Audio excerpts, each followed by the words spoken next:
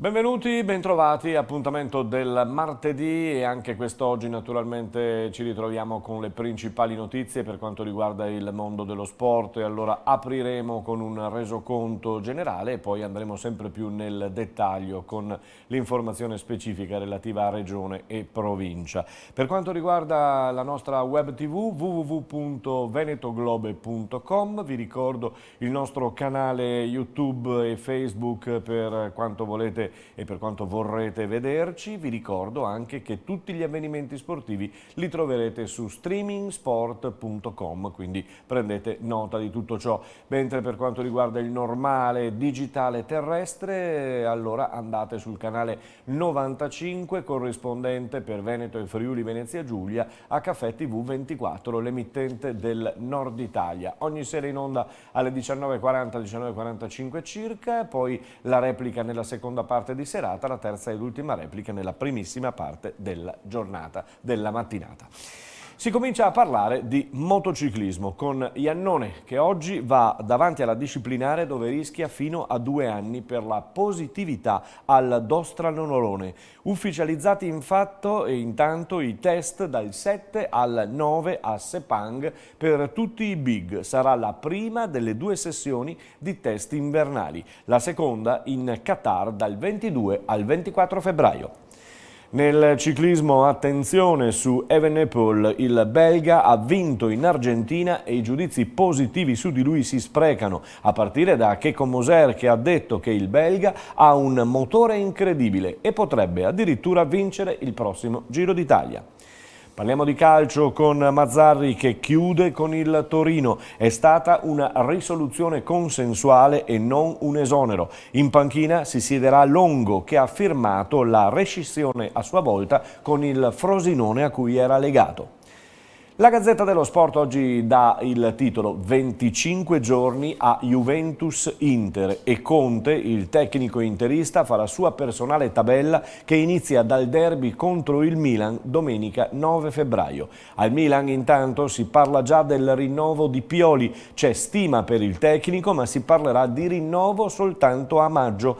Ieri sera si è giocato il posticipo Sampdoria-Napoli, ha visto la vittoria del Napoli di Ringhio Gattuso per 4-2, un Napoli che era andato in vantaggio per 2-0, si è fatto rimontare per 2-2, sul 2-2 poi ci sono stati 2 gol di Demme e di Martens che hanno chiuso la partita. Domani la Lazio intanto recupera la gara contro il Verona, recupero della 17ª giornata, arbitra il signor Abisso. Basket, si torna in Europa con Milano che dopo aver vinto contro il Bayern in Eurolega e Brindisi in campionato si rigetta in Coppa a Milano stasera ospitando i tedeschi dell'Alba in Eurocup. Trento Darussafaca invece in Champions, mentre Brindisi affronterà Saragozza. Pallavolo femminile, dopo la Coppa Italia vinta dall'Imoco Volley Conegliano, ritorna da oggi a giovedì la 5ª giornata della fase a gironi della Champions League femminile. Prima a scendere in campo sarà Novara in Ucraina contro lo Yozhny. Qui ci troviamo esattamente in casa Bremas, alle mie spalle c'è la 13 e la 14 che si stanno allenando e diciamo che il progetto che comprende appunto questo vivaio è la sinergia nata 5 anni fa fra l'Energy Bremas e l'Union Volley di Jesolo, quindi è una realtà che comprende sia la provincia di Treviso che la provincia di Venezia. Con Venezia è una collaborazione nata, ma avrete anche una collaborazione con Belluno, mi pare, no? Sì, perché il comitato della federazione comprende proprio Treviso e Belluno, quindi diciamo tutto il progetto si allarga in tutta la fascia di tutte le 3 province. È un progetto che non da tutti viene recepito o portato avanti, perché mettere insieme delle realtà diverse è sempre difficoltoso. Sì, è difficoltoso, basta volerlo e basta avere in testa appunto l'obiettivo che era proprio quello di dare maggior qualità al settore giovanile e di conseguenza sia l'Union Volley che l'Energy Brema hanno sposato questa idea, quindi di unirsi e di unire le forze dando vita a un progetto giovanile di qualità, quindi cercare appunto dalla 13 alla 14 fino alla 16 all'Under 18, di creare un bacino di atlete che possono arrivare, diciamo, all'alto livello. Hai detto bene tu, bisogna volerlo. Bisogna volerlo, certo. Sicuramente l'intento dei due presidenti era quello lì che ci siamo detti prima, quindi di creare un bacino di qualità, e anche con il mio arrivo l'anno scorso, dettato appunto da questa affiliazione fatta con Casalmaggiore, ha fatto sì che si potesse unire maggiormente le forze e dare vita a veramente un progetto che possa puntare in alto. È un settore, quello del femminile, nella provincia di Treviso, che è in totale espansione, quindi calcate bene. Sì, sicuramente a livello pallavolistico siamo in una provincia dove abbiamo tantissime atlete, c'è un bacino enorme di bambine e di ragazzine che sposano appunto questo sport, e quindi di conseguenza, dando tanta qualità e portando in qua anche una società di Serie A come Casalmaggiore, di conseguenza io sono riuscito a portare una serie di allenatori che possono continuare e migliorare la qualità delle ragazze. L'obiettivo è di avvicinare più ragazzine possibile appunto al nostro progetto. Bene, complimenti al direttore tecnico di questa società, Cristiano Lucchi, Energy Bremas e Union Volley appunto. Ne parleremo anche e sempre durante questa settimana, perché abbiamo scoperto veramente una bella realtà giovanile. Per il rugby adesso, i Leoni del Benetton si stanno allenando sui campi della Ghirada, sono allenamenti particolari, molto duri ma selettivi per quanto riguarda appunto i giocatori che sono a disposizione di Crowley e del suo staff. Vi ricordo che ci sono stati i rinnovi di Hayward e Monti Ioane, oltre a quelli di Sebastian Negri e di Marco Lazzaroni. Ne arriveranno altri come Faiva e Baravalle proprio nella giornata di oggi. Ma andiamo a vedere Marco Lazzaroni, perché di lui si è parlato anche per quanto riguarda la nazionale. E allora guardiamo le mete di Lazzaroni in maglia Benetton.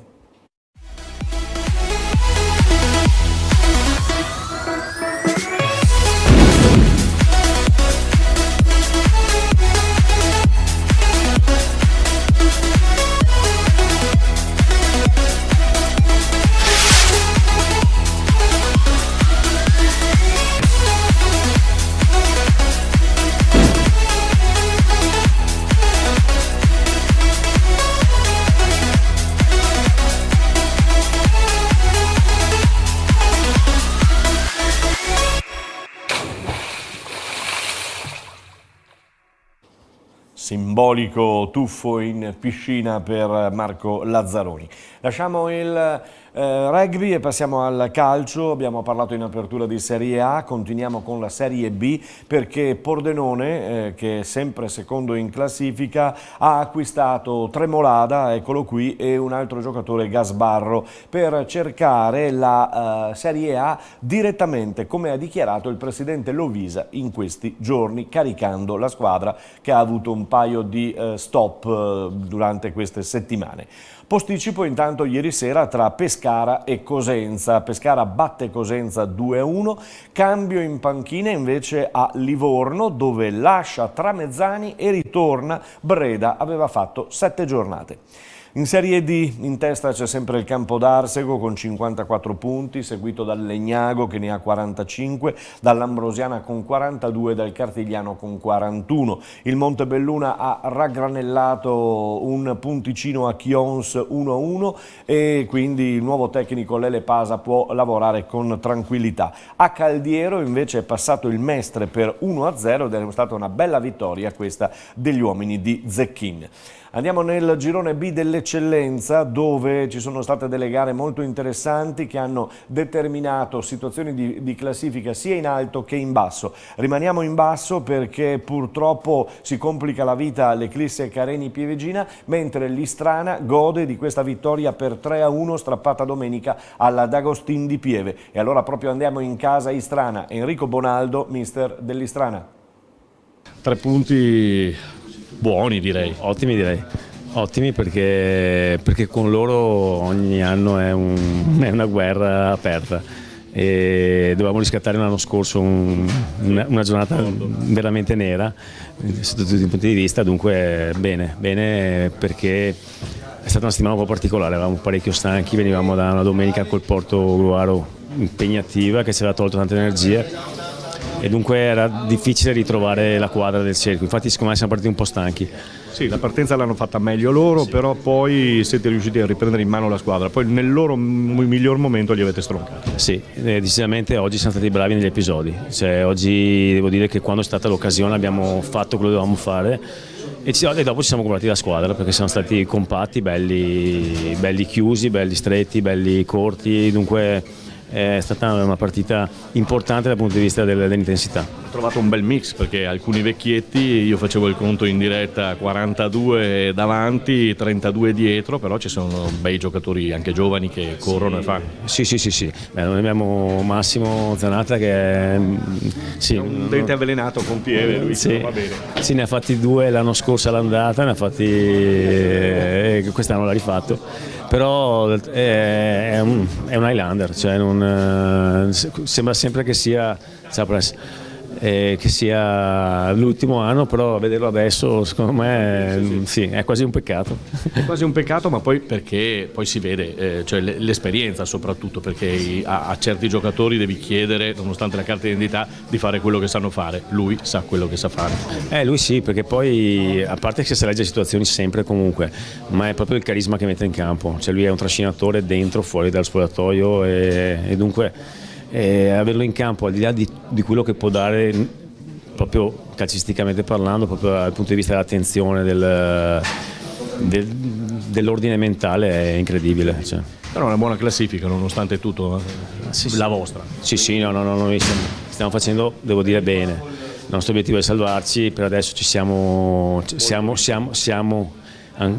messi bene, dunque la distanza di sicurezza è 9 punti mi sembra dalla sest'ultima. E dunque sì, dobbiamo continuare a cercare di chiudere il prima possibile e dopo vedremo quello che verrà. Crepi. Bene, questo era Enrico Bonaldo, tecnico dell'Istrana. Con questa intervista si chiude il nostro appuntamento dedicato al mondo dello sport. Ci risentiamo domani, sempre e naturalmente sui nostri canali.